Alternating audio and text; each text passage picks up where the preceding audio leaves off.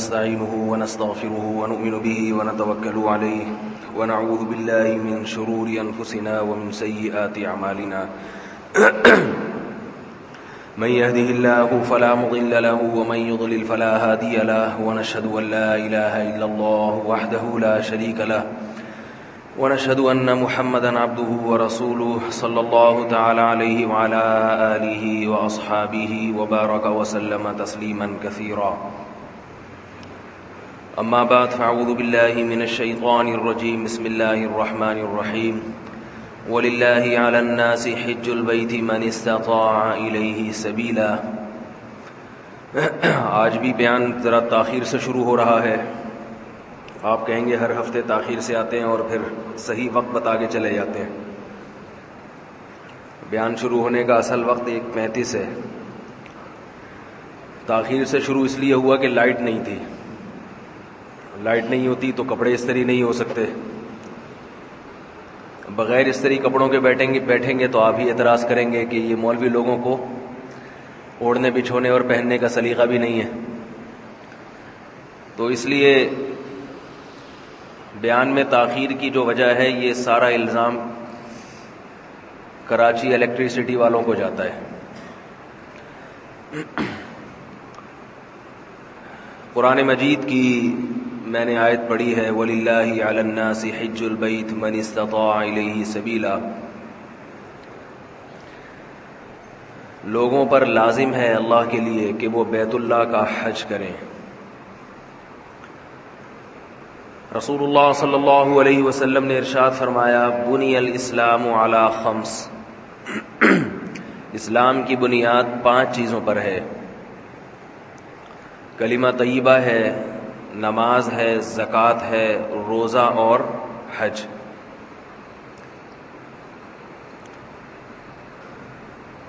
کسی بھی مذہب کی کچھ خاص علامتیں ہوتی ہیں جو اس مذہب کا شعار اور پہچان ہوتی ہے۔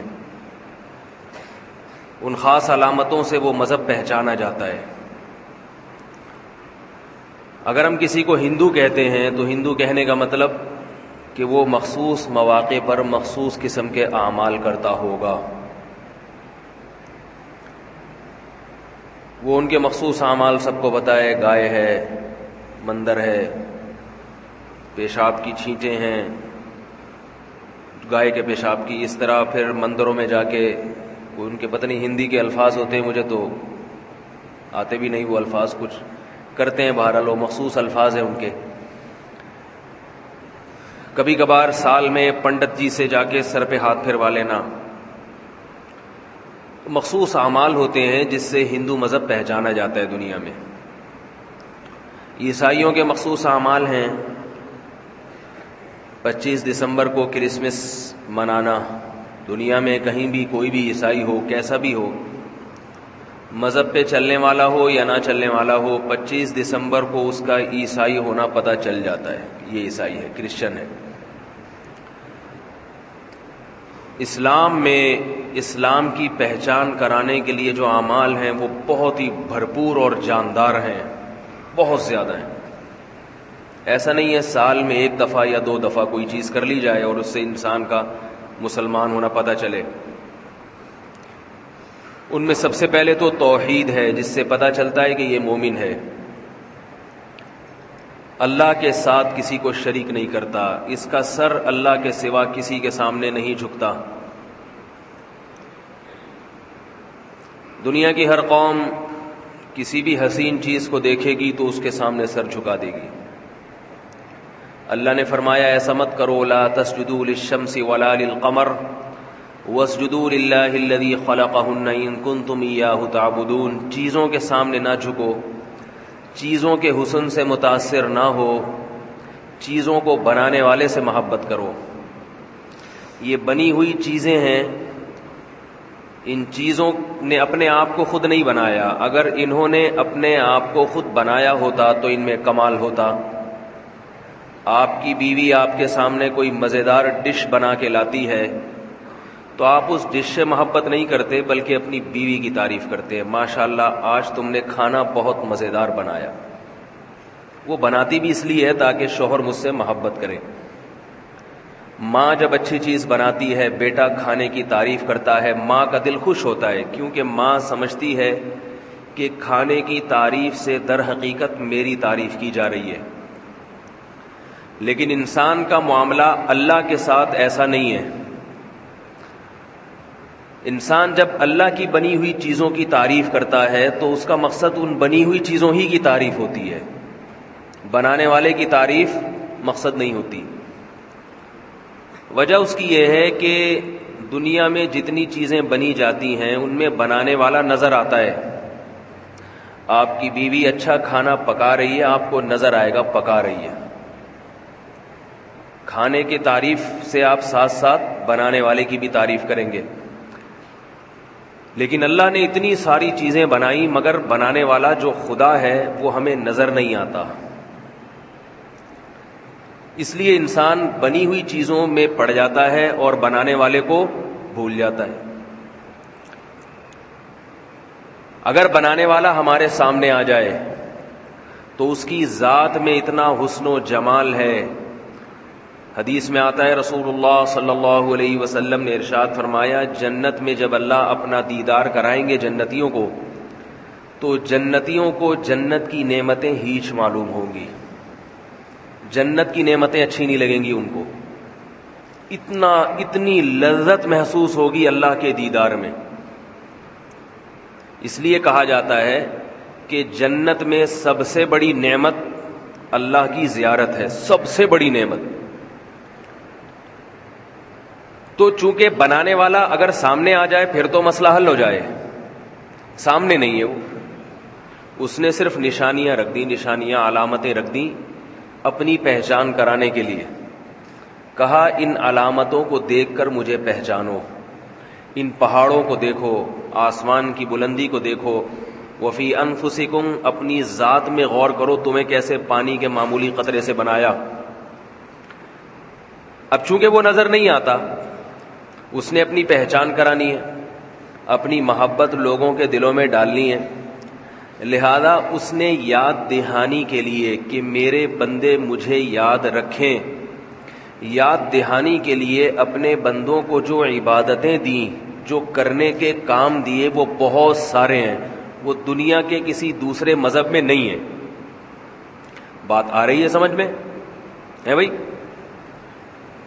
تاکہ یہ میرے بندے مجھے یاد رکھیں، ورنہ یہ بھول جائیں گے۔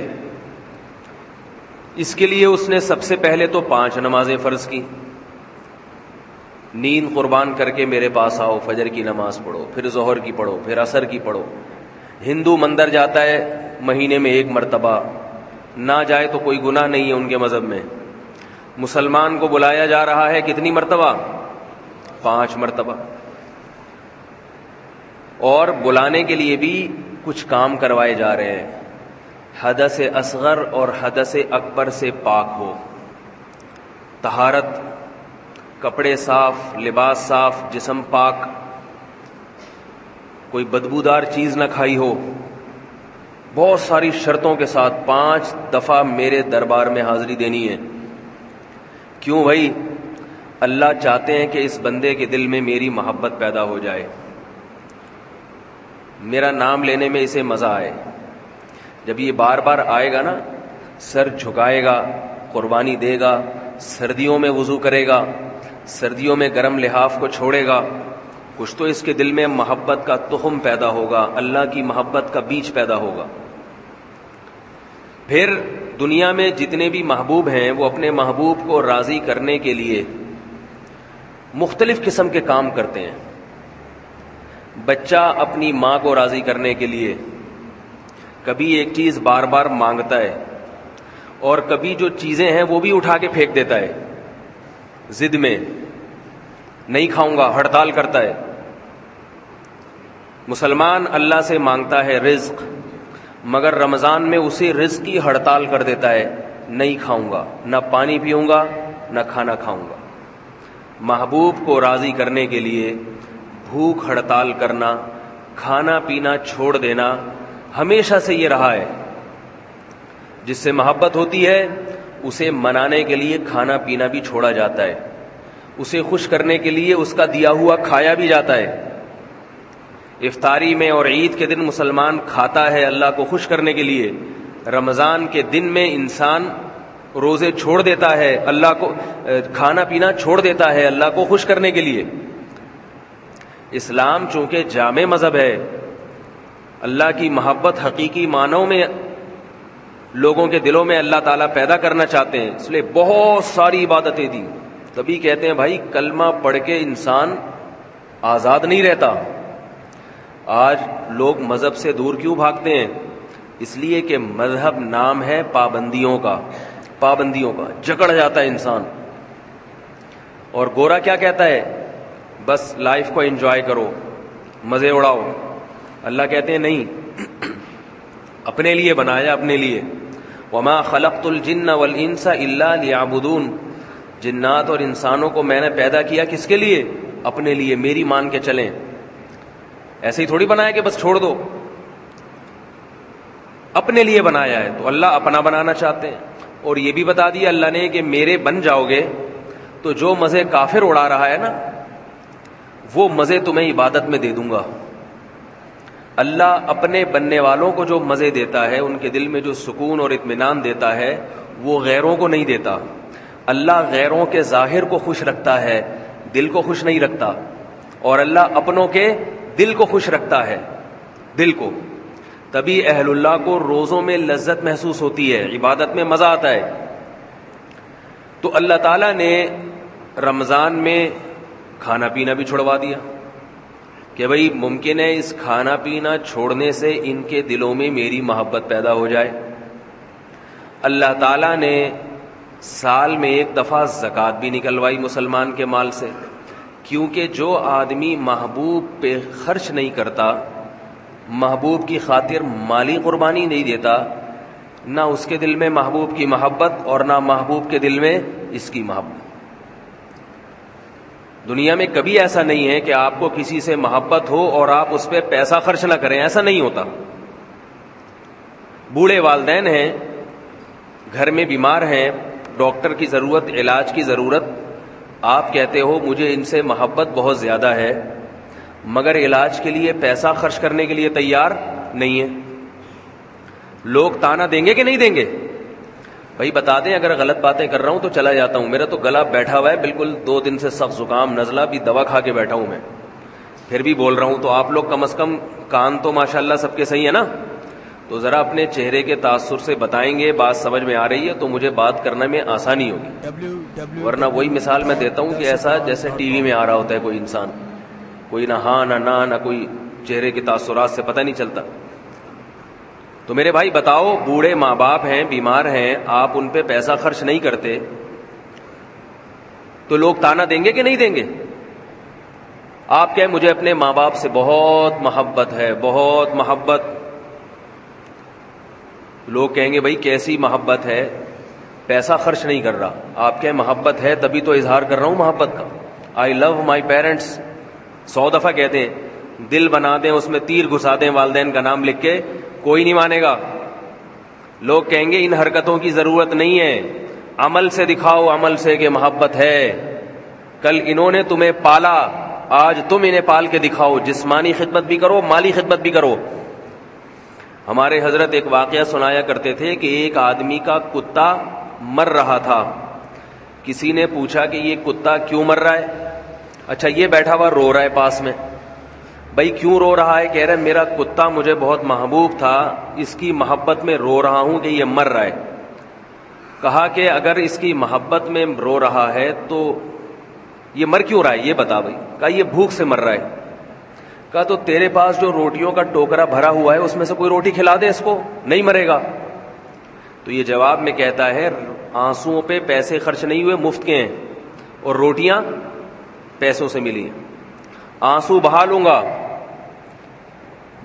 آنسو بہا کے اپنے غم کو ہلکا کر دوں گا، مگر اس کتے پہ پیسہ خرچ نہیں کروں گا۔ تو جس سے بھی انسان کو محبت ہوتی ہے پیسہ خرچ کرتا ہے، اور نہ ہو تو پیسہ خرچ کرنے سے محبت پیدا بھی ہو جاتی ہے، یہ بھی ہے۔ آپ کے دل میں اللہ سے محبت نہیں ہے، اللہ کے لیے پیسہ خرچ کرنا شروع کریں، محبت کا بیج دل میں پیدا ہو جائے گا، اور اس میں اللہ کی محبت کے پودے نکلنا، پھول بوٹے نکلنا شروع ہو جائیں گے۔ تو اسی طرح یاد رکھو کہ اللہ تعالیٰ نے جو اپنے بندوں کو احکام دیے، اللہ تعالیٰ نے جو ہمیں دین اور دین اسلام دیا، وہ تہذیب اور شائستگی کا نام ہے۔ نماز میں ہم باادب طریقے سے نہا دھو کے، غسل کر کے، صاف ستھرے کپڑے پہن کے، خوشبو لگا کے آتے ہیں۔ چیخنے چلانے کی اجازت نہیں ہے نماز میں، میلے کچیلے کپڑے پہننے کی اجازت نہیں ہے، اور ایک ڈسپلن کے ساتھ صفوں میں صف بنا کے کھڑے ہوتے ہیں۔ ذکر جب ہم کرتے ہیں تو اللہ کے نبی نے جہرن ذکر کو پسند نہیں کیا، آہستہ اللہ کا نام لو، آہستہ، تاکہ دیکھنے میں دیوانے نظر نہ ہو، آہستہ ذکر کرو۔ زکوٰۃ کا نظام دیا، انتہائی شائستگی کے ساتھ پیسے نکال کے کسی غریب کے ہاتھ میں تھما دو۔ لیکن دنیا میں جب بھی کوئی کسی سے محبت کا دعویٰ کرتا ہے تو کبھی کبھی اس پہ دیوانے پن کے اثرات بھی ظاہر ہوتے ہیں، کبھی کبھی جنون اور دیوانگی بھی اس پہ سوار ہوتی ہے۔ ایسا محبوب جو ہمیشہ ڈسپلن سے آئے اور ایک نظم و ضبط کے مطابق اپنی محبوبہ کو ٹائم دے کے واپس چلا جائے، ایسے محبوب سے محبوبہ کو تھوڑے دنوں میں نفرت شروع ہو جاتی ہے کہ محبت میں بھی نظم و ضبط نہیں چھوٹتا ان کا۔ دیوانگی جو ہے، دیوانہ ہو جانا محبت میں، یہ بھی محبت کی ایک علامت ہوتی ہے۔ اللہ تعالیٰ نے نماز دی، نظم و ضبط ظاہر ہوتا ہے نماز سے، ضبط کرنے کا حکم ہے۔ زکوٰۃ، روزہ، یہ سارے وہ احکام ہیں جس سے دیوانہ پن ظاہر نہیں ہوتا۔ حج ایک اللہ نے ایسی عبادت دی جو شروع سے لے کر آخر تک دیوانگی اور مجنون اور جنون کا نام ہے۔ میں سارے کام ایسے ہوتے ہیں کہ جیسے کوئی شخص اپنے محبوب کی محبت میں دیوانہ ہو گیا ہو، شروع سے لے کے آخر تک۔ حج کی ابتدا ہوتی ہے احرام باندھ کے، تلبیہ پڑھ کے، لبیک اللہم لبیک لا شریک لک لبیک ان الحمد والنعمت لک والملک لا شریک لک۔ رسول اللہ صلی اللہ علیہ وسلم نے ارشاد فرمایا کہ جبریل علیہ السلام میرے پاس آئے اور مجھے حکم دیا کہ میں خود بھی اور میرے ساتھی جو میرے ساتھ حج کریں گے، عمرہ کریں گے، ان کو بھی حکم دوں کہ جب میں لبیک اللہم لبیک کہوں تو اپنی آواز کو اونچا کروں، آہستہ آواز سے نہ پڑھوں۔ چیخنا، چلانا، آوازیں اونچی کرنا، یہ دیوانوں کا کام ہے یا نہیں ہے؟ ایک موقع پر صحابہ کرام زور سے اللہ اکبر پڑھ رہے تھے، آپ صلی اللہ علیہ وسلم نے منع فرمایا اپنی آواز کو پست کرو، اس لیے کہ تم جس ذات کو سنا رہے ہو وہ معاذ اللہ بہرا نہیں ہے، وہ سنتا ہے، وہ آہستہ سے بھی سن لے گا۔ بھائی سوال پیدا ہوتا ہے، جب وہ آہستہ سے بھی سن لے گا تو لبیک اللہم لبیک بھی تو آہستہ سے پڑھا جائے تو وہ سن لینا چاہیے اس کو۔ مجھے پھر وہی محسوس ہو رہا ہے جو میں نے آپ کو تھوڑی دیر پہلے بتایا تھا۔ بات آ رہی ہے بھائی سمجھ میں؟ لبیک اللہم لبیک بھی تو اللہ آہستہ سے بھی سن لیتے ہیں نا، زور سے پڑھنے کا حکم کیوں ہے؟ دیوانگی کے اظہار کے لیے، دیوانگی کے اظہار کے لیے، محبت کا اظہار برسر عام کیا جا رہا ہے۔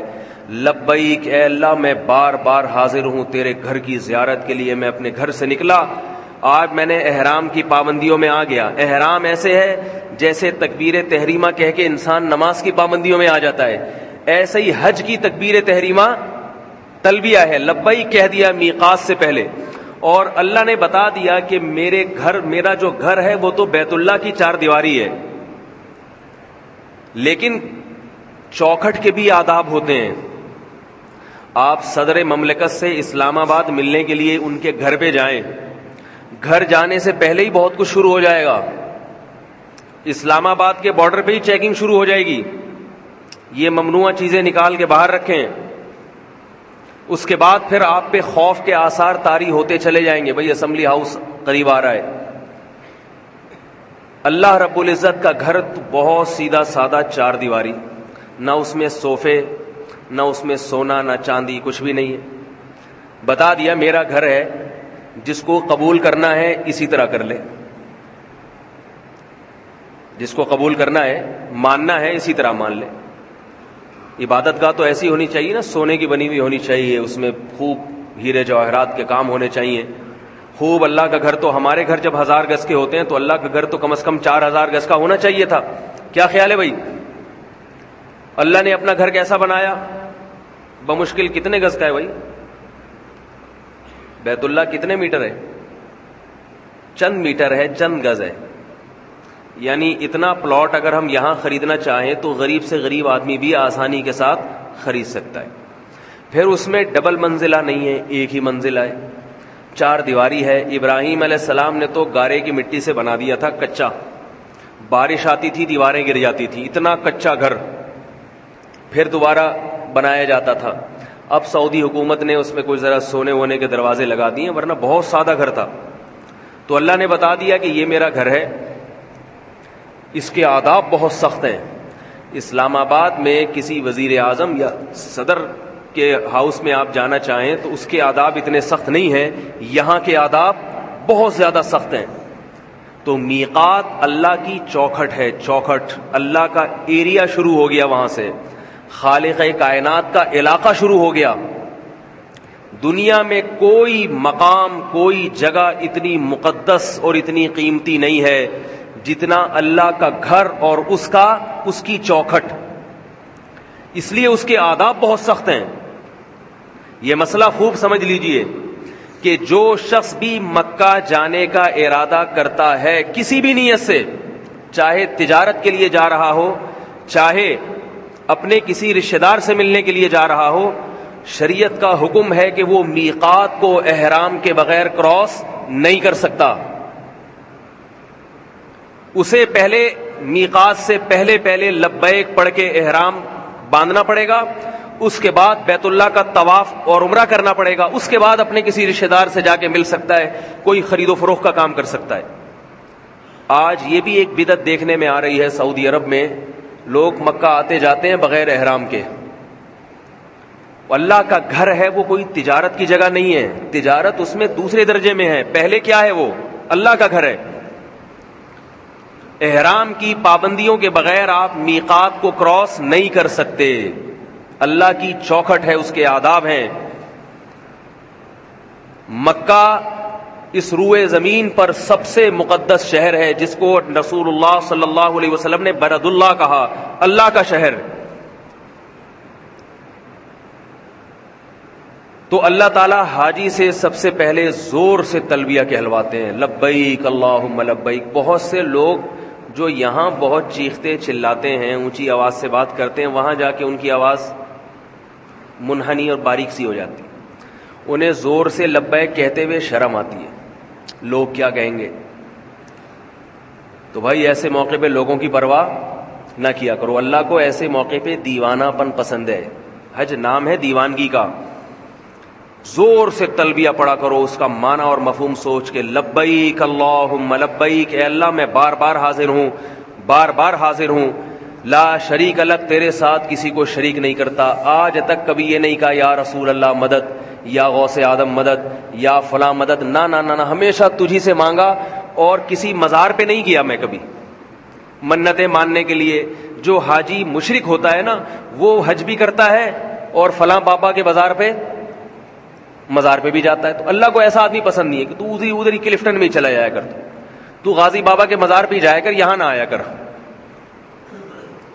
تو جب حاجی یہ کہتا ہے لا شریک لک، اے اللہ میں تیرے ساتھ کسی کو شریک نہیں کرتا، کیا مطلب؟ تیرے گھر جیسا تقدس میرے دل میں کسی اور جگہ کا نہیں ہے، صرف یہاں آتا ہوں زیارت کے لیے، یہاں آتا ہوں طواف کے لیے، اور کسی جگہ نہیں جاتا طواف کے لیے۔ تو حاجی یہ اقرار کرنے کے بعد اس پر پابندیاں شروع ہو جاتی ہیں۔ رسول اللہ صلی اللہ علیہ وسلم نے ارشاد فرمایا، مکہ یہ اللہ کا شہر ہے، یہاں کسی نفس کو قتل کرنے کی اجازت نہیں، یہاں کسی درخت کو اکھاڑنے کی اجازت نہیں ہے۔ آپ کسی کے گھر چلے جائیں اور اس کے گھر جا کے چیزوں کی سیٹنگ دائیں بائیں کرنا شروع کر دیں، اسے غصہ آئے گا کہ نہیں آئے گا؟ آپ گئے کسی کے گھر، دراز کھول کے دیکھ رہے ہیں، جیسے آج کل بعض لوگ کرتے ہیں، میزبان جیسے ہی اندر گیا نا، دراز کھول کے دیکھا اندر کیا پڑا ہوا ہے۔ میں تو بھگتتا رہتا ہوں نا، ہر قسم کے آدمی آتا ہے ہمارے ہاں، تو میزبان کو یہ چیز برداشت ہوتی ہے؟ میزبان چاہتا ہے بھائی آپ آئیں، بیٹھک میں بیٹھیں، اچھے بچوں کی طرح چائے پئیں اور نکل جائیں آپ۔ تو اللہ کا جو شہر ہے اس کی عظمت کیا ہے؟ کسی درخت کو اکھاڑنے کی اجازت نہیں۔ اور آج تو بیت اللہ کی حدود میں، حدود حرم میں لوگوں کے گھر مکانات بن گئے ہیں۔ امام ابو حنیفہ رحمہ اللہ تعالیٰ کا مذہب اور بہت سے فقہا کا مذہب یہ ہے کہ حدود حرم میں کوئی اپنی ذاتی ملکیت کی کوئی چیز نہیں بنا سکتا۔ جیسے مسجد اگر کوئی چاہے کہ مسجد میں کونے میں اپنا ایک ذاتی کمرہ بنا لوں تو کیا اجازت ہوگی اسے؟ یہ تو وقف ہے۔ تو فرماتے ہیں حرم اور اس کی حدود یہ وقف ہیں اللہ کے لیے، اس میں اگر کوئی کمرہ یا رہائشی چیز بنائے گا تو حاجیوں کے لیے، ذاتی نفع کے لیے نہیں بنا سکتا۔ جاتے ہی سب سے پہلے مجھے اس موقع پر وہ امرؤ القیس کا شعر یاد آتا ہے۔ امرؤ القیس ایک بہت بڑا عاشق گزرا ہے لیلا کا، جس کے اب بڑے قصے سنائے جاتے ہیں۔ لیلا مجنون جو تھا نا، اس کا یہ امرؤ القیس ہی تھا۔ تو امرؤ القیس ایک شعر کہتا ہے: امر من الدیار دیار لیلا اقبل ذا الجدار وذا الجدار وما حب الدیار شغفن قلبی ولكن حب من سکن الدیار۔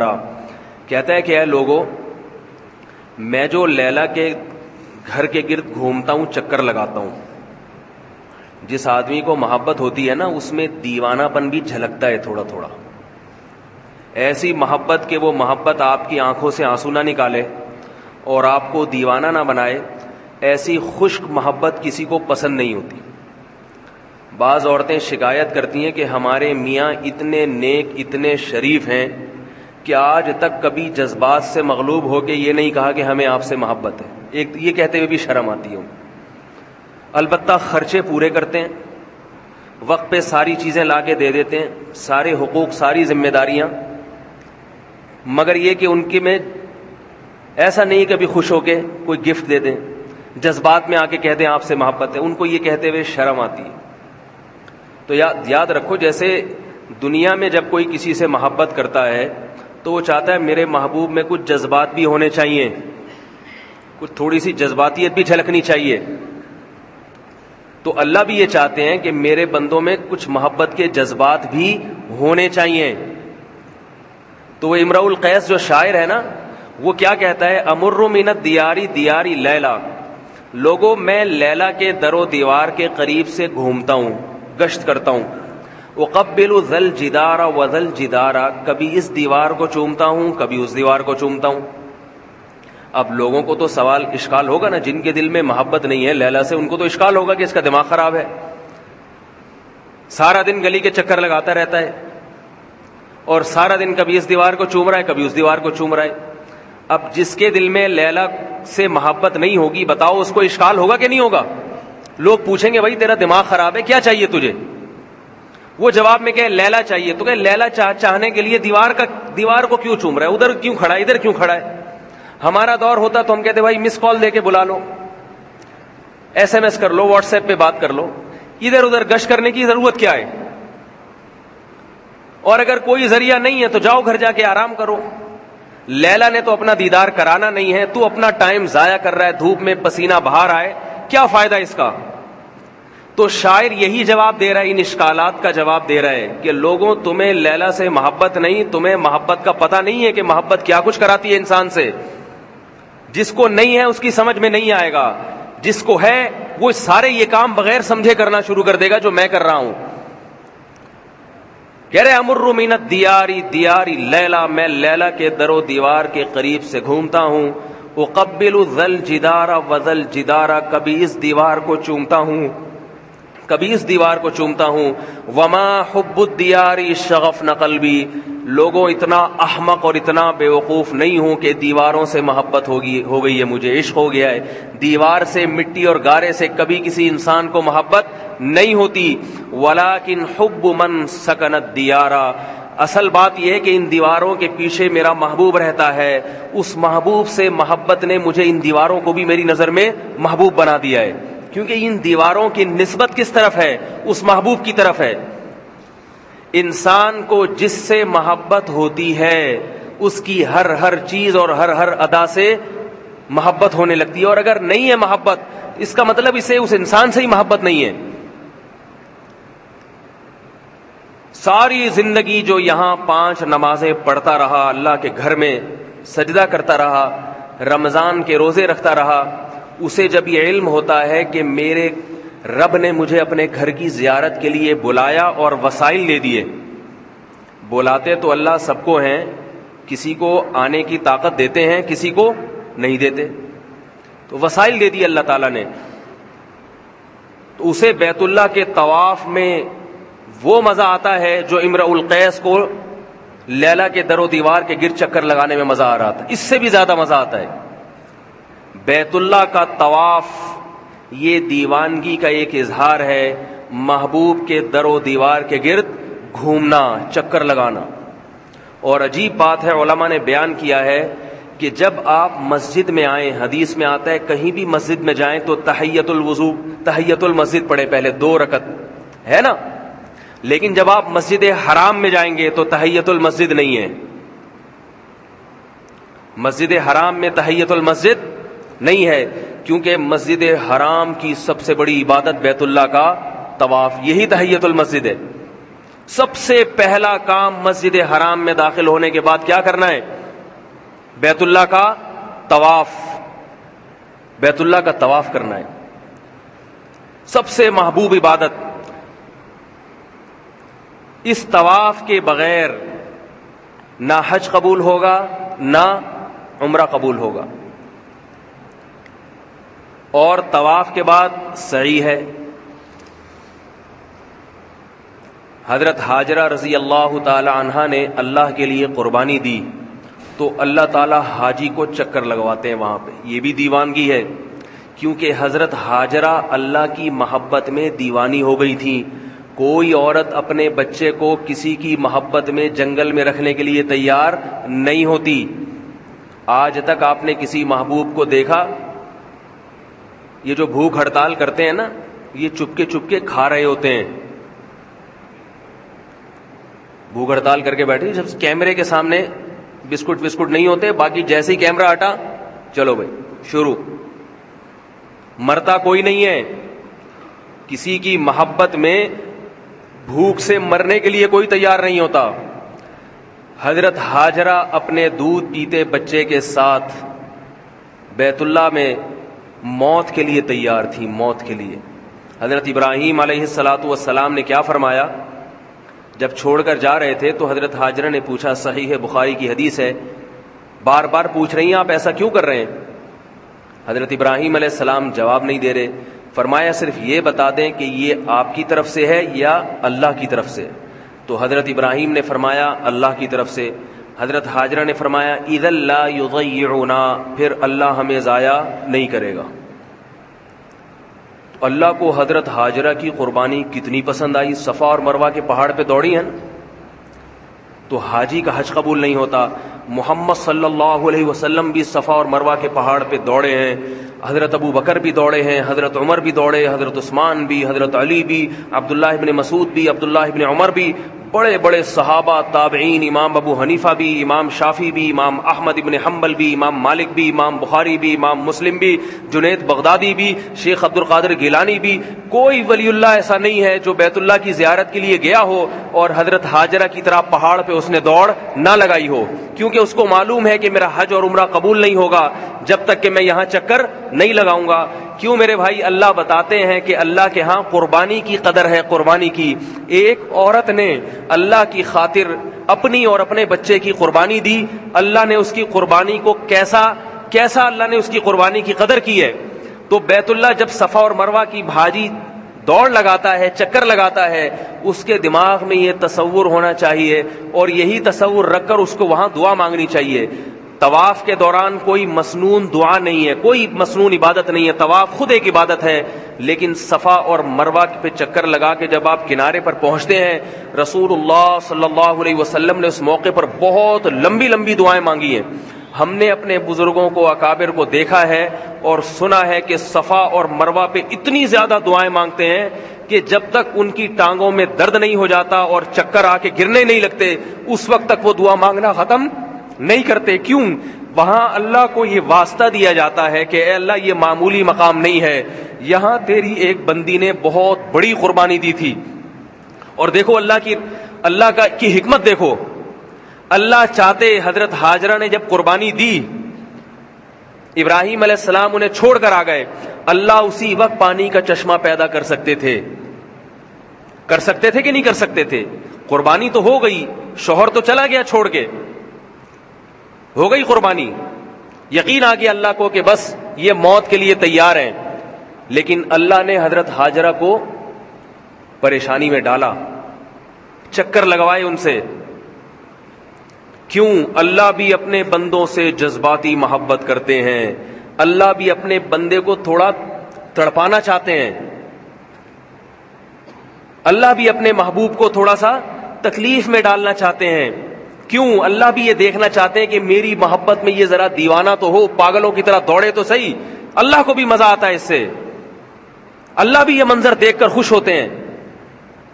ورنہ اللہ کے لیے کوئی مشکل نہیں تھا, ادھر حضرت اسماعیل نے رونا شروع کیا, ادھر اللہ تعالیٰ چشمہ پیدا کر دیتے.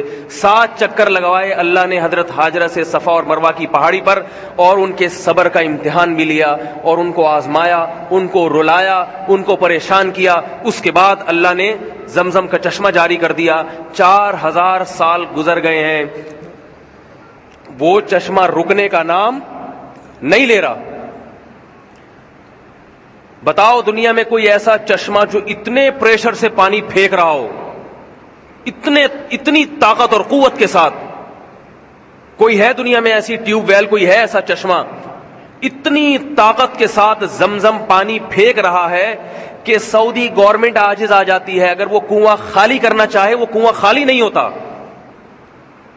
اور 1 سال 2 سال 3 سال نہیں, 4000 سال گزر چکے ہیں اس واقعے کو. اتنا پانی حکومت سعودیہ وہاں سے سپلائی کر رہی ہے, اتنا پانی, ٹینکر کے ٹینکر بھر کے مدینہ جاتے ہیں, وہاں بھی آپ کو زمزم ملے گا. مسجد حرام میں ہل کولر میں آپ کو زمزم ملے گا. نکال کے دوسرے ملکوں میں لے جانے والے لاکھوں ہیں, ہر سال لاکھوں حاجی حج, ہر سال لاکھوں عمرہ کرتے ہیں. کتنے وہاں پیتے ہیں, کتنا لے جاتے ہیں, مگر زمزم ہے کہ اس کی روانی اور اس کی طغیانی تھمنے کا نام نہیں لے رہی. اسی کو اللہ نے قرآن میں فرمایا, فیہ آیات بینات, تم جب بیت اللہ میں داخل ہوگے تمہیں وہاں اللہ کی اور اسلام کی حقانیت کی واضح نشانیاں نظر آئیں گی. اور پانی کتنا صحت کے لیے مفید ہے, وہ کتنا مفید. رسول اللہ صلی اللہ علیہ وسلم نے ارشاد فرمایا کہ مومن زمزم کا پانی پیٹ بھر کے پیتا ہے. مومن زمزم کا پانی پیٹ بھر کے پیتا ہے. کافر پیے گا 2-4 گھونٹ پیے گا, رکھ دے گا. مومن کیسے پیتا ہے؟ پیٹ بھر کے. کیوں؟ مومن کو اس پانی سے محبت ہے. وہ یہ پانی اس لیے نہیں پیتا کہ پیاس لگ رہی ہے, وہ یہ پانی اس لیے پیتا ہے کہ پلانے والا کون ہے؟ اللہ ہے. یہ اللہ نے اپنی حاجیوں کے لیے اور عمرہ کرنے والوں کے لیے خاص اللہ کی طرف سے پیشکش ہے, یہ بھر کے پیتا ہے وہ پانی. دوسری قربانی جو اللہ نے وہاں لی وہ حضرت ابراہیم علیہ السلام سے اپنے بیٹے کی قربانی منی میں. اس قربانی کا انداز بھی بہت نرالا. اللہ حاجیوں کو وہ یاد بھی تازہ کرواتے ہیں. ہم تو یہاں بقرعید میں صرف ایک جانور ذبح کر کے یاد تازہ کر لیتے ہیں نا, لیکن حاجیوں کے لیے جو اللہ نے رکھا ہے پورا حساب کتاب. ابراہیم علیہ السلام یہاں سے چلے تھے اپنے بچے کو لے کر, یہاں شیطان نمودار ہوا اور حضرت ابراہیم کو اس نے بہکایا. کیا بہکایا؟ بیٹے کو, خوبصورت بیٹے کو جس کی اللہ نے بشارت دی تھی, اس کو قتل کرنے جا رہے ہو. پھانسی گھاٹ کی طرف جب کسی مجرم کو لے جایا جاتا ہے تو ذرا اس کا منظر کسی سے پوچھا کریں کیا حالت ہوتی ہے. موت کے منہ میں جانا آسان نہیں, اور موت کے لیے اپنی اولاد کو لے جانا اس سے بھی زیادہ مشکل. حضرت ابراہیم علیہ السلام کے علم میں یہ بات قطعاً نہیں تھی کہ اللہ اس بیٹے کو ذبح ہونے سے بچا لیں گے. بچے کو انگلی پکڑ کے لے جا رہے ہیں. فلما بلغ معه السعی, قرآن کہتا ہے جب بچہ انگلی پکڑ کے باپ کے ساتھ چلنے کے قابل ہوا, اس وقت ابراہیم علیہ السلام کو خواب آیا اسے ذبح کر دو. یہ نقطہ قرآن نے کیوں بیان کیا کہ بیٹے سے باپ کی محبت اس وقت جوش مارتی ہے جب بیٹا باپ کے ساتھ انگلی پکڑ کے چلنے کے قابل، اب وہ اس کے ساتھ محفلوں میں جانا شروع ہوتا ہے۔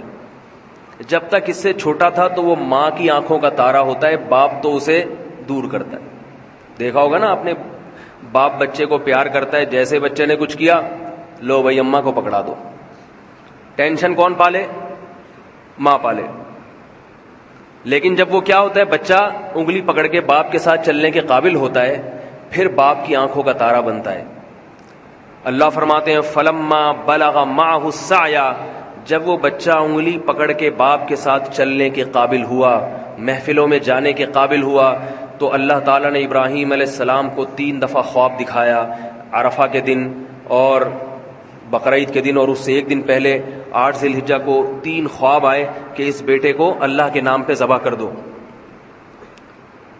ابراہیم علیہ السلام جس مقام جب گئے ہیں جہاں چھوٹا شیطان، درمیانی شیطان، بڑا شیطان، یہ چھوٹے بڑے درمیانی نہیں تھے، یہ شیطان ایک ہی تھا۔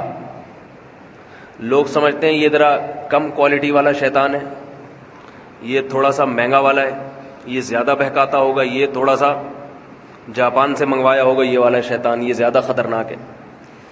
یہاں 2 غلط فہمیاں ہیں، ان کا ازالہ کر دینا چاہیے۔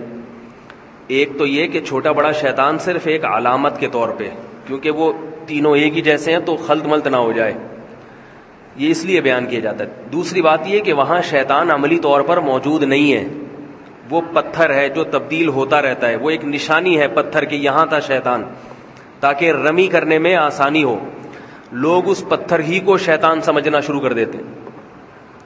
سمجھ رہے ہیں بات کو؟ لوگ کیا کرتے ہیں، لوگ سمجھتے ہیں کہ یہ پتھر جو ہے نا یہی شیطان ہے، وہ شیطان نہیں ہے پتھر، بلکہ وہاں شیطان نمودار ہوا تھا حضرت ابراہیم علیہ الصلوۃ والسلام کو بہکانے کے لیے۔ حضرت ابراہیم نے شیطان کو کنکریاں ماری، کنکریاں، دوبارہ نمودار ہوا، دوبارہ کنکری ماری، تیسری دفعہ نمودار ہوا، تیسری دفعہ کنکری ماری، اور مینا میں اپنے بیٹے کو لے جا کے لٹا دیا۔ فلما اسلما وتلہ للجبین، فرمایا جب دونوں باپ اور بیٹے فرما بردار بن گئے اللہ کے حکم کے سامنے اور لٹا دیا پیشانی کے بل، اللہ تعالیٰ کی طرف سے وحی آئی وفدیناہ بذبح عظیم قد صدقت الرؤیا، اے ابراہیم تو نے اپنے خواب کو سچا کر دکھایا، اللہ کو تجھ سے تیرا بیٹا ذبح نہیں کروانا، اس بیٹے کی نسل میں تو محمد صلی اللہ علیہ وسلم نے پیدا ہونا ہے، یہ کیسے ذبح ہو سکتا ہے؟ یہ بیٹا ذبح نہیں ہو سکتا، یہ تو دعاؤں سے آپ کو دیا گیا ہے۔ ابراہیم علیہ السلام نے بیت اللہ کی تعمیر کے وقت دعا مانگی تھی کہ میری نسل میں ایسے پیغمبر کو پیدا کر، یتلو علیہم آیاتک ویعلمہم الکتاب والحکمہ، جو تیری آیات ان کو پڑھ کے سنائے اور کتاب و حکمت کی ان کو تعلیم دے۔ اس کی نسل میں اس پیغمبر نے آنا ہے، یہ بیٹا ذبح ہونے والا نہیں ہے۔ سب سے زیادہ برکت اسی بیٹے کی نسل میں ہوگی۔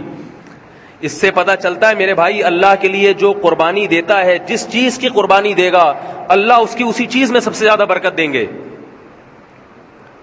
اگر اپنی اولاد کو دین کے لیے وقف کر دو، لوگ کہتے ہیں اگر بچے کو مولوی بنا دیا تو یہ تو کسی کام کا نہیں رہے گا، اپنے کسی بیٹے کو دین کے لیے وقف کر کے دیکھو، سب سے زیادہ برکت تمہاری اسی اولاد میں ہوگی، سب سے زیادہ برکت۔ رسول اللہ صلی اللہ علیہ وسلم نے فرمایا حج اور عمرہ کرو، اس لیے کہ حج اور عمرہ فقر و فاقہ کو ختم کرتا ہے۔ کیوں؟ حج عمرے پہ پیسہ بہت خرچ ہوتا ہے، تو اللہ نے حج اور عمرے ہی کو فقر و فاقہ ختم کرنے کا ذریعہ بنایا۔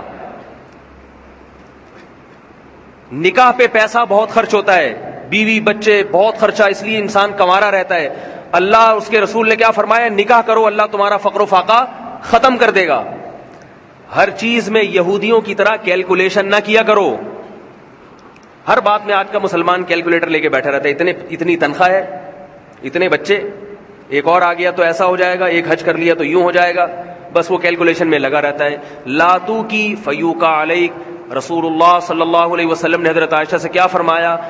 گن گن کے اور روک روک کے خرچ نہ کرو، اللہ بھی تمہیں روک روک کے دینا شروع کر دے گا۔ اللہ بھی پھر یہ دیکھے گا کہ تیرا ایک پیٹ ہے، تجھے 2 روٹیوں کی ضرورت ہے، اتنا کافی ہے بس، باقی مال میں برکت ختم کر دیں گے اللہ تعالیٰ۔ اگر مال دیا بیماریوں میں اڑوا دیں گے۔ 10 لاکھ تنخواہ ہے اور 9 لاکھ اس میں سے بیماریوں پہ جا رہا ہے, بچوں کی فیسوں پہ جا رہا ہے. کیا فائدہ ایسی زندگی کا میرے بھائی؟ تو ابراہیم علیہ السلام نے اپنے بیٹے کی قربانی دی, اللہ نے اسی بیٹے کی نسل میں سب سے زیادہ برکت دی, سب سے زیادہ برکت. حاجی جب رمی کرتا ہے, رمی, خدا کی قسم حج میں سب سے مزیدار عبادت رمی لگتی ہے. رمی, کنکری اٹھا کے مار رہا ہے اس مقام پہ جہاں ابراہیم علیہ السلام نے کنکریاں ماری تھی. کتنا مزہ آتا ہے ابراہیم علیہ السلام کی اس سنت کو زندہ کرنے میں, اور اللہ کی کتنی رحمت, اللہ نے ہم سے بھی وہی کام کرنے کا ہمیں حکم دے دیا. کوئی انگریز, کوئی کافر, کوئی ہندو دیکھے گا تو کہے گا یہ مسلمان پاگل ہو گئے ہیں, پتھر اٹھا اٹھا کے مار رہے ہیں, پتہ نہیں اس پتھر نے کیا بگاڑا ہے جو اس کو یہ پتھر مار رہے ہیں, یہ مسلمان پاگل ہو گئے ہیں, یہ پہاڑوں کے دوڑ دوڑ کے چکر لگا رہے ہیں, یہ مسلمان پاگل ہو گئے ہیں, یہ ایک پتھر کے گرد طواف کر رہے ہیں.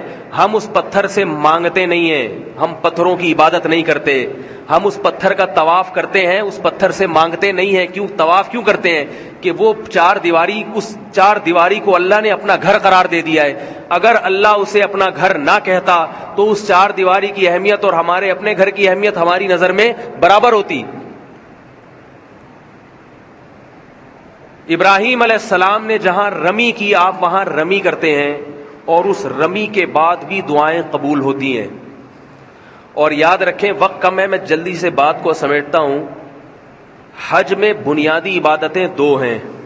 بنیادی ارکان کتنے حج کے؟ 2. باقی چیزیں اس کے لوازمات میں سے ہیں. حج کے جو بنیادی 2 ارکان ہیں, ایک ہے وقوف عرفہ, 9 ذی الحجہ کو عرفہ کے میدان میں کھڑے ہو جانا, قیام کرنا. اور دوسرا جس کے لیے بیت اللہ بنایا گیا وہ بقرعید کے 3 دنوں میں طواف زیارت. یہ وہ طواف ہے جس کے لیے حاجی سفر کرتا ہے. ایک تو طواف ہے آپ گئے, آپ نے بیت اللہ کی زیارت کی, طواف کرنا شروع کر دیا. یہ ایسے ہے جیسے تحیۃ المسجد, جب آپ مسجد میں آتے ہیں نا تو 2-4 رکعتیں پڑھ لیتے ہیں.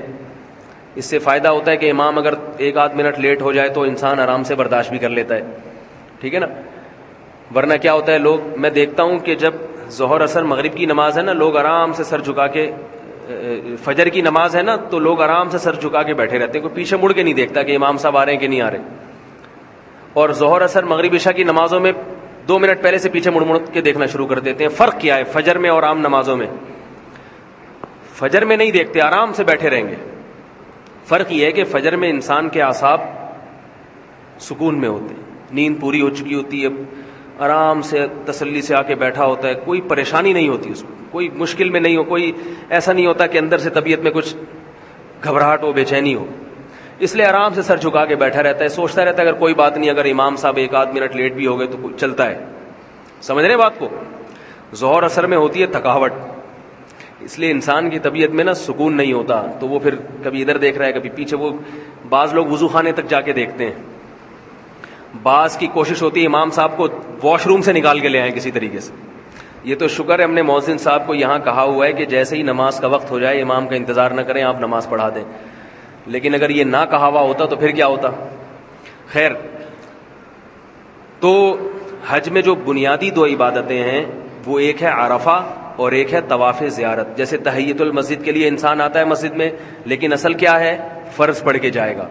تو حج کا جو اصل طواف ہے وہ طواف ہے جو بقرعید کے دنوں میں ہوتا ہے, طواف زیارت جسے کہا جاتا ہے. اس وقت ساری دنیا کے جتنے بھی مسلمان حج کے لیے آئے ہیں سارے ایک مقام پہ آ کے جمع ہوتے ہیں. اس لیے وہ ایسا اتنا رش بیت اللہ کے طواف میں پورے سال میں کبھی نہیں ہوتا. اور اس رش کو دیکھ کر, اس طواف کو دیکھ کر ہزاروں غیر مسلم اب تک مسلمان ہو چکے ہیں, ہزاروں غیر مسلم. اس منظر کو دیکھ کے چیونٹیوں کی طرح اور شہد کی مکھیوں کا جیسے چھتا ہوتا ہے اس میں شہد کی مکھیاں ہوتی ہیں, اس طرح سے لوگ بیت اللہ کے گرد گھوم رہے ہوتے ہیں. یہ اس کی علامت ہے کہ اسلام زندہ مذہب ہے. آج یہود و نصارہ کا حج بھی ہوتا ہے بیت المقدس میں, مگر اس کے کوئی آثار نظر نہیں آتے. کوئی ایک آدھ کبھی چلا جائے حج کرنے چلا جائے، کیسے کرتا ہے کسی کو پتہ نہیں، لیکن جب عالم اسلام میں حج کے ایام آتے ہیں ساری دنیا کو پتہ چلتا ہے۔ اور ابراہیم علیہ السلام نے جو ندا لگائی تھی یاتین من علی کل غامر یاتین من کل فج عمیق، اے اللہ یہ ہر قسم کی سواریوں پہ نشیب و فراز کو عبور کر کے بیت اللہ کی زیارت کے لیے پہنچے۔ اذن فی الناس بالحج، اللہ نے ابراہیم علیہ السلام کو حکم دیا تھا لوگوں میں اعلان کر دو کہ ساری دنیا سے لوگ آئیں اور مختلف سواریوں پہ سوار ہو کر اور نشیب و فراز کو طے کرتے ہوئے اس گھر کی زیارت کے لیے آئیں۔ جس وقت ابراہیم علیہ السلام کو حکم دیا جا رہا تھا اس وقت وہاں گھاس کا تنکا بھی موجود نہیں تھا، کچھ بھی موجود نہیں تھا، اور کوئی ایسے میڈیا کے ذرائع نہیں تھے جو ابراہیم علیہ السلام کی آواز ساری دنیا تک پہنچا دی جاتی۔ اللہ نے کہا اے ابراہیم آپ اس اونٹ پہ بیٹھ کے بیت اللہ کی تعمیر کرتے ہوئے صرف اعلان کریں، اس اعلان کو ساری دنیا کے سارے انسانوں کے کان تک پہنچانا میری ذمہ داری ہے۔ وہ اعلان اللہ نے ساری دنیا تک پہنچایا، اور ایام حج میں ساری دنیا سے پروازیں بیت اللہ کی زیارت کے لیے اڑنا شروع ہو جاتی ہیں۔ یہ بھی ایک اسلام کے حقانیت کی ایک علامت ہے کہ 1400 سال گزر گئے مگر اسلام تر و تازہ مذہب ہے، زندہ مذہب ہے، اس کی تراوٹ آج بھی نظر آ رہی ہے۔ تو حج میں جو ہے نا دو چیزوں پہ زیادہ زور لگانا چاہیے جو حج کے بنیادی رکن ہیں۔ ایک ہے وقوف عرفہ، عرفہ میں وقوف کرنا، یہ اگر کسی سے رہ جائے تو حج ضائع ہو جائے۔ اور دوسرا ہے طواف زیارت،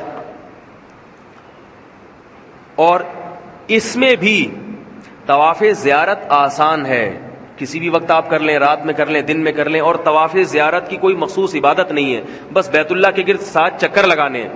لیکن عرفہ کا جو وقوف ہے وہ لوگ ضائع کر دیتے ہیں۔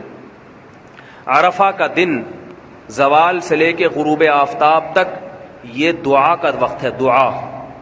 اس میں سب سے بہترین عبادت کیا ہے میرے بھائی؟ بولو بھائی، دعا۔ اس میں جس طرح سے حاجی کو دعا مانگنی چاہیے وہ نہیں مانگتا۔ محرم سے لے کے ذی الحجہ تک کوئی دن ایسا نہیں ہے، کوئی رات ایسی نہیں ہے جس میں اتنی کثرت سے دعا کا حکم ہو جتنا میدان عرفہ میں دعا مانگنے کا حکم ہے۔ اور جو شخص اس وقت صحیح طریقے سے دعا مانگے گا، اور اس میں دعا کے آداب بھی عام دنوں سے بدل دیے گئے ہیں۔ عام دنوں میں حکم یہ ہے کہ آپ بیٹھ کے عاجزی انکساری کے ساتھ خوشبو لگا کے دعا کریں، جبکہ میدان عرفہ میں حکم یہ ہے جتنا دھوپ میں کھڑا ہو کر دعا کرے اتنی دعا کی قبولیت زیادہ ہو۔ یہاں کوئی شخص دھوپ میں چلا جائے دعا مانگنے، بدعت ہے۔ جب چھاؤں موجود ہے تو دھوپ میں کیوں کھڑا ہے بھائی تو؟ یہاں کوئی میلا کچیلا ہو کے دعا مانگے، بدعت ہے بھائی۔ جب اللہ نے غسل کے لیے پانی اور خوشبو دی ہے تو کیوں صاف ستھرا ہو کے دعا نہیں مانگتا؟ لیکن میدان عرفہ میں حاجی کا میل کچیل، اس کے پراگندہ بال اور دھوپ میں کھڑے ہو کر اللہ کے سامنے گڑ گڑانا، اللہ کو یہ عمل حاجی کا بہت زیادہ محبوب ہے۔ اس لیے عرفہ کے دن خیموں سے باہر آ کے دھوپ میں بیٹھنے کے بجائے کھڑے ہو کر دعا مانگا کرو۔ ہم نے اپنے اکابر اور بزرگوں کو دیکھا ہے کئی گھنٹے عرفہ کے میدان میں کھڑے ہو کر دعا مانگتے ہیں، اور سجدہ کرتے ہیں مٹی میں، اور مٹی میں ناک رگڑ کے دعا مانگتے ہیں۔ جب عرفہ کے میدان میں سجدے میں جاؤ تو رومال نہ بچھاؤ، اسی مٹی میں ناک رگڑو، کیونکہ اللہ تعالیٰ کو اس دن حاجی کی یہ دیوانگی ہی اللہ اس کی دیکھنا چاہتے ہیں۔ وہاں اپنی شخصیت اور اپنا گریڈ اور اپنی جو ہے نا پرسنالٹی اس کو تھوڑی دیر کے لیے باہر رکھ دیا کرو، بلکہ حاجی کو چاہیے یہاں جانے سے پہلے اپنی شخصیت کو یہاں چھوڑ کے جائے۔ یہ نہ دیکھے میں 18 گریڈ کا ہوں، میں کیا ہوں، میں بریگیڈیئر ہوں، میں کیپٹن ہوں، میں اللہ کے گھر میں دیوانہ ہوں، دیوانہ بن کے جا رہا ہوں اللہ کو منانے کے لیے، اور وہاں جا کے دیوانگی کا اظہار کروں گا۔ حاجی کو اللہ لباس ایسا پہناتے ہیں، شروع میں لباس ایسا، اس کا سارا لباس اتروا دیا کہ اپنی شخصیت، اپنی پرسنالٹی اور اپنا سارا تکبر وہاں رکھ کر آؤ، یہ میرا گھر ہے، یہاں تمہیں فقیر اور گداگر اور مسکین بن کے آنا پڑے گا۔ اپنا فقر و فاقہ اور اپنی گداگری دکھاؤ گے تو تمہاری سنوں گا، اور اپنی شخصیت اور اپنی پرسنالٹی دکھاؤ گے تو میں تمہاری نہیں سنوں گا یہاں پہ۔ تو میدان عرفہ میں مٹی میں سجدہ کرنا چاہیے حاجی کو، مٹی میں ناک رگڑے اپنی مٹی میں۔ اور یاد رکھو دعاؤں کی 2 قسمیں ہیں، ایک اجتماعی اور ایک انفرادی۔ حاجی اگر عرفہ میں صرف گڑ گڑا کے دعا مانگ لے اور کچھ نہ کرے تو بھی انشاءاللہ اس کا حج ضائع نہیں ہوگا، کیونکہ جو طواف قدوم تھا وہ بھی واجب، صفا مروہ کی سعی بھی واجب، حج کا رکن نہیں ہے وہ۔ عرفہ کا میدان یہ اصل میں حج ہے، یہ جس کو مل گیا اس کا حج ادا ہو گیا۔ ہر چیز کی تلافی ہے شریعت میں، حج کے موقع پر دم دینے سے تلافی ہو جائے گی، اونٹ ذبح کرنے سے تلافی ہو جائے گی، لیکن میدان عرفہ کا وقوف اگر کسی نے نہ کیا تو اس کی تلافی نہیں ہو سکتی۔ اس وقوف عرفہ کو لوگ ضائع کرتے ہیں، کس طریقے سے میں آپ کو بتاتا ہوں۔ جتھے بنا کے بیٹھ جائیں گے، درود شریف کی محفل ہو رہی ہے، میں نے دیکھا ہے وہاں پہ صلاۃ والسلام کی محفل ہو رہی ہے۔ ٹھیک ہے، نبی صلی اللہ علیہ وسلم پہ درود پڑھنا غلط نہیں ہے، ثواب ہے، مگر اس موقع پر نبی نے کیا کیا وہ کام کرنا چاہیے نا۔ امام اگر پہلی رکعت میں سورہ فاتحہ کے بجائے درود شریف پڑھنا شروع کر دے، آپ امام کو روکیں گے کہ نہیں روکیں گے؟ امام بولے میں درود پڑھ رہا ہوں مجھے روک رہے ہو، لوگ کہیں گے آپ وہ کریں جو کس نے کیا، نبی نے کیا۔ جتھے بنا کے بیٹھے ہوتے ہیں، نعتوں کی محفلیں چل رہی ہیں، تھوڑا سا وقت ہے عرفہ کا جو دعاؤں کا وقت ہے، اللہ کے سامنے ناک رگڑنے کا وقت ہے، دھوپ میں پسینہ بہانے کا وقت ہے۔ حاجی کو ٹوپی پہننے کی بھی اجازت نہیں، ٹوپی پہننے کی بھی اجازت، اس لیے کہ ٹوپی بھی ایک پروقار لباس سمجھا جاتا ہے۔ ننگا سر کر کے اللہ سے مانگو، ننگے سر کے ساتھ اللہ سے مانگو۔ تو وہ دعا کا وقت ہے، گڑ گڑانے کا وقت ہے۔ رسول اللہ صلی اللہ علیہ وسلم نے فرمایا کسی دن بھی جہنم کی آگ سے اتنے لوگوں کو رہائی نہیں ملتی جتنے لوگوں کو عرفہ کے دن جہنم کی آگ سے رہائی ملتی ہے۔ اور ایک حدیث میں آتا ہے کہ لوگوں کا گڑ گڑانا اور اللہ سے توبہ استغفار کرنا، اس عمل کو جب شیطان دیکھتا ہے تو اپنے سر پہ خاک ڈالتا ہے، مٹی ڈالتا ہے کہ خدا کی قسم آج کے دن میں جتنا ذلیل اور رسوا ہوا پورے سال کبھی بھی اتنا ذلیل اور رسوا نہیں ہوتا۔ اس وقت لوگ اجتماعی اعمال میں لگ جاتے ہیں، اجتماعی جتھوں کی شکل میں بیٹھے ہوئے ہیں۔ دعا اجتماعی بھی جائز ہے، مگر عرفات کے دن انفرادی دعا افضل ہے۔ بات آ رہی ہے سمجھ میں کہ نہیں آ رہی؟ کیونکہ انفرادی دعا میں انسان گڑ گڑاتا زیادہ ہے اور اس کا اللہ سے تعلق مضبوط ہوتا ہے انفرادی میں۔ اجتماعی میں تو ایک ڈرائیور ہے بس لے کے چلا رہا ہے اور پیچھے آپ کیا کر رہے ہیں؟ آمین آمین، جائز وہ بھی ہے، میں یہ نہیں کہہ رہا ناجائز ہے، لیکن عرفہ کے دن اجتماعی دعاؤں میں نہ لگا کرو بلکہ انفرادی مانگو، انفرادی اللہ سے دعا مانگو، گڑ گڑاؤ اللہ کے سامنے۔ اور وہاں لوگ کیا کر رہے ہوتے ہیں؟ عرفہ میں ویڈیو بنا رہے ہوتے ہیں، اپنی گروپ فوٹو بنا رہے ہیں۔ یہ چھچھوری حرکتیں ہاکس بے کے لیے رکھو۔ سی وی یو جب جاتے ہو نا نہانے کے لیے، مسلمان چھچھورا بھی ہوتا ہے، پاکستانی تو ہوتے ہیں، یہ چھچھوری حرکتیں کہاں کے لیے رکھو میرے بھائی؟ سن لو نا، سمجھ میں آ رہی ہے بات؟ یہ جو چھچھورا بنا ہے نا، گروپ فوٹو، پھر مختلف اسٹائل سے تصویریں، میری بھی پروفائل پہ بعض لوگ تصویر ڈال دیتے ہیں، میں ڈانٹ کے ہٹواتا ہوں۔ یہ جو ویڈیو بیانات علماء کے شروع ہوئے ہیں، یہ ایک ضرورت اور حاجت کے تحت شروع ہوئے ہیں۔ اس کا یہ مطلب نہیں کہ مختلف اسٹائلوں کی علماء کی تصویریں لے کے آپ فیس بک پہ لگاتے رہیں۔ یہ فنکاروں، اداکاروں پہ یہ چیزیں اچھی لگتی ہیں، یہ دیندار طبقے پر یہ چیزیں اچھی نہیں لگتی۔ ایک مولوی صاحب نے مجھے فیس بک پہ اپنا اکاؤنٹ دیا، میں نے دیکھا تو وہ کالا چشمہ پہن کے ہاکس بے پہ کھڑے ہوئے، ان کی ایک تصویر، مولوی صاحب۔ میں نے کلک کیا تو دوسری تصویر آئی، سی وی یو پہ ٹانگ رکھ کے لیٹے ہوئے ہیں، اسٹائل۔ میں نے ان کو فون کیا، میں نے کہا آپ کیا کسی فلم کے اداکار ہیں یا ڈرامے کے ایکٹر ہیں یا مولوی صاحب ہیں؟ مختلف پوز سے مختلف قسم کی تصویریں بنائی ہوئی۔ تو لوگ وہاں بھی یہ کرتے ہیں، گروپ فوٹو بیت اللہ کے سامنے کھڑے ہو کر، عرفہ میں اپنا ایک الگ فوٹو۔ یہ چھچھورا پن کہاں کے لیے میرے بھائی؟ جب ہاکس میں نہانے کے لیے جایا کرو یا سی وی یو وغیرہ کا چکر لگو، وہاں یہ چھچھوری حرکتیں مسلمان پہ جچتی ہیں۔ بیت اللہ میں یہ کام نہ کیا، خاص طور پہ عرفہ کا دن، اس میں عبادت میں اپنے آپ کو لگاؤ۔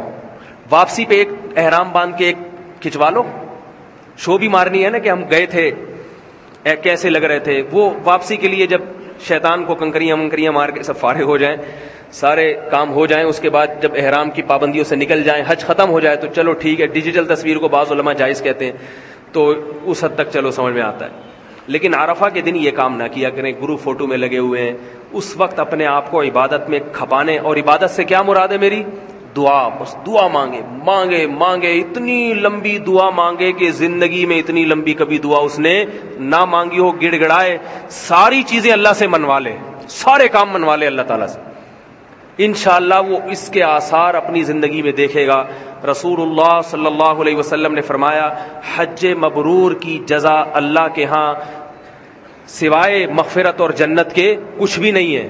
اور جو حج کرتا ہے صحیح آداب کے ساتھ, فلم یرفث ولم یفسق, دو چیزیں بتائی نبی نے, ایک فسق و فجور سے کام نہ لے, ایک فحش گوئی نہ کرے. فحش باتیں, اپنی بیوی سے بھی شہوت کی باتیں کرنا احرام کے دوران جائز نہیں ہے. بیوی سے بھی بد نظری کرنا, وہاں جا کے لڑکیوں کو دیکھنا, عورتوں کو دیکھنا, بہت سخت پابندی ہے. اللہ کا گھر ہے, اس کے آداب بھی اتنے ہی سخت ہیں. اور ایک بات اللہ نے قرآن میں اور بتائی, فلا رفث ولا فسوق ولا جدال فی الحج, فرمائے رفث بھی نہیں, بے حیائی بھی نہیں, فسق و فجور کی کوئی گناہ کا کام بھی نہیں, اور جدال بھی نہیں, جھگڑا بھی نہیں ہے. حج میں جھگڑنا نہیں ہے, جھگڑنا نہیں. کوئی حاجی کا پاؤں آ گیا آپ کے پاؤں کے اوپر, تیز بات میں جواب نہیں دینا, صبر کرنا ہے, صبر. ٹریول ایجنسیاں حاجی کے صبر کا بڑا ناجائز فائدہ اٹھاتی ہیں, پھر میں یہ کسی وقت بتاؤں گا. تو آپ نے ٹریول ایجنسیوں کی جو بد اخلاقیاں ہیں اس پہ صبر بھی کرنا ہے, اور پھر آگے ان کو منہ توڑ جواب بھی دینا ہے, کیونکہ جواب نہیں دیں گے تو اگلے سال وہ حاجیوں کے ساتھ اس سے زیادہ برا سلوک کریں گے. جب وہ برا سلوک کرتے ہیں تو حاجی کو جب غصہ آتا ہے تو وہ کہتے ہیں حج میں کیا ہے, لڑنا نہیں ہے, جھگڑنا نہیں. اپنے بارے میں احکام الگ ہیں ان کے, اپنے بارے میں تو یہ بھی سوچنا چاہیے نا کہ حاجی کو پریشان کرنا بھی نہیں ہے شریعت میں. جو حاجی سے معاہدے کیے تھے آپ نے, کس ہوٹل میں رہائش ہوگی, کیا کھانا ہوگا, وہ معاہدے پورے کرنا واجب ہے, وہ تو پورا کرتے نہیں. جب آپ کو پریشان کرتے ہیں, آپ جب ٹریول ایجنسی والے سے لڑتے ہیں, حج ایجنسی والے سے, کہ بھئی یہ تو کیوں, تو فوراً کہتا ہے قرآن کی آیت اس نے یاد کی بھی ہوتی ہے, ولا جدال فی الحج, میں لڑنا جھگڑنا نہیں ہے. تو آپ وہ آیت سن کے چپ ہو جائیں, بولے واقعی نہیں لڑنا. تو اللہ نے حج کے بعد لڑنے کی اجازت دی ہے. اس کا موبائل نمبر, اس کا وہ سب چیزیں آپ کے پاس ہوں گی. یہ میں آپ سے اللہ کا واسطہ دے کے کہتا ہوں, ان کو بعد میں چھوڑا نہ کریں یہ لوگ. جب حج مکمل ہو جائے تو یہاں آ کے اس کو پکڑیں, اس کی کٹ لگائیں اچھے طریقے سے, تاکہ وہ آگے حاجیوں کے ساتھ پھر وہ آیت نہیں پڑے گا کہ حج میں لڑنا نہیں. بولے اب حج ختم ہو گیا ہے, اب کیا ہو گیا ہے, حج ختم ہو گیا. لوگ کیا کرتے ہیں, اتنی ٹینشن میں 40 دن رکھا ان کو, لوگ بیچارے حج کی وجہ سے صبر کرتے ہیں, اور کرنا بھی چاہیے, شریعت کا حکم ہے. واپسی پہ آ کے لوگ کہتے ہیں چھوڑو اب تو ہو گیا, بس چھوڑو, کیا کرنا, چھوڑے نہیں. آپ اگلے حاجیوں کے لیے پہلے سے زمین ہموار کریں اور اس کی جا کے ٹھکائی لگائیں. اور یہ میرا کلپ سنا بھی دیا کریں, ایک بنا لیں, اور یہ جتنے بھی ٹریول ایجنسی والے ہیں نا, ان کو سنا بھی دیں, تو آگے سے انشاءاللہ یہ ڈر کے رہیں گے. تو بھائی حج میں لڑائی جھگڑائی نہیں ہے, حج میں دعا زیادہ مانگنی ہے اللہ تعالیٰ سے. بہت سے لوگ ماشاءاللہ یہاں سے بھی حج کے لیے جا رہے ہیں, اور بہت سے لوگوں کے فون آتے رہتے ہیں کہ حج پہ کوئی بیان ہونا چاہیے. بیانات پہلے بھی بہت زیادہ میرے حج پہ ہو چکے ہیں, آج بھی میں نے ارادہ کیا تھوڑا سا بیان کروں. بس اس کا خلاصہ یہی ہے کہ حج دیوانگی کا نام ہے, وہاں جا کے اللہ سے اللہ کی محبت کا اظہار بھی کرنا ہے, اور اللہ سے اللہ کی محبت مانگنی بھی ہے. وہاں جا پہ شاپنگ بھی کر سکتے ہیں آپ, حلال ہے آپ کے لیے, مگر شاپنگ کے لیے جا نہیں رہے. لوگ بیت اللہ کی عبادت چھوڑ کے, ہم نے اپنے بزرگوں کو دیکھا ہے 6-6 7-7 گھنٹے بیت اللہ کے سامنے جا کے بیٹھ جاتے تھے, بس کوئی عبادت نہیں, بس بیٹھ گئے. بھئی اللہ کا گھر ہے, یہاں کے بیٹھ جاؤ. ماں باپ جب بوڑھے ہوتے ہیں ان کو خوشی ہوتی ہے ہمارا بچہ رہنے کے لیے ہمارے پاس آ جائے, کوئی بھی خدمت نہ کرے, بس جی بیٹی آئی ہوئی ہے رہنے کے لیے, بیٹا آیا ہوا ہے رہنے کے لیے, ہوتی ہے کہ نہیں ہوتی؟ تو اس طرح اللہ کو بھی خوشی ہوتی ہے میرا بندہ یہاں رہنے کے لیے آیا, بیت اللہ کے سامنے تکیہ لگا کے لیٹ بھی جائیں آپ تو بھی ثواب ہے, اگرچہ وہاں شرطیں لیٹنے نہیں دیں گے آپ کو, لیکن مقصد یہ کہ جیسے چاہیں آپ بیٹھ جائیں. بیت اللہ کو دیکھنا, وہاں جا کے بیٹھے رہنا, یہ بھی عبادت ہے. شاپنگ سینٹروں میں اپنا ٹائم ضائع نہ کریں, اپنی بیویوں سے کہیں یہاں چیزیں سستی ملتی ہیں, یہیں کا مال سارا وہاں جاتا ہے, یہیں سے وہاں جاتا ہے, وہاں سے خرید کے. جائے نمازیں یہاں سے جا رہی ہیں, وہاں سے خرید کے حاجی لے آتا ہے, یہ بھی جائے نماز لائے. مجھے تو لگ رہا ہے کھجوریں بھی لیاری سے جا رہی ہیں, تو کھجور دیکھ لیا کریں یہ مدینہ کی ہے بھی یا نہیں ہے, یہیں سے کھجور جا کے یہیں سے گھما کے لے آتے ہیں جی, وہاں کی کھجور ہے. تو وہاں عبادت میں زیادہ وقت انسان کو خرچ کرنا چاہیے, اور گناہوں سے توبہ, کبیرہ صغیرہ گناہوں سے انسان توبہ کرے. اللہ تعالی ہم سب کو حج کی سعادت نصیب فرمائے, اور جن لوگوں نے حج کا ارادہ کیا ہے ان کے لیے حج کو آسان بھی فرمائے, اور حج کو تمام آداب کے ساتھ بجا لانے کی توفیق عطا فرمائے. وما علینا الا البلاغ. www.darsaquran.com. لبيك اللهم لبيك لبيك لا شريك لك لبيك إن الحمد والنعمة لك والملك لا شريك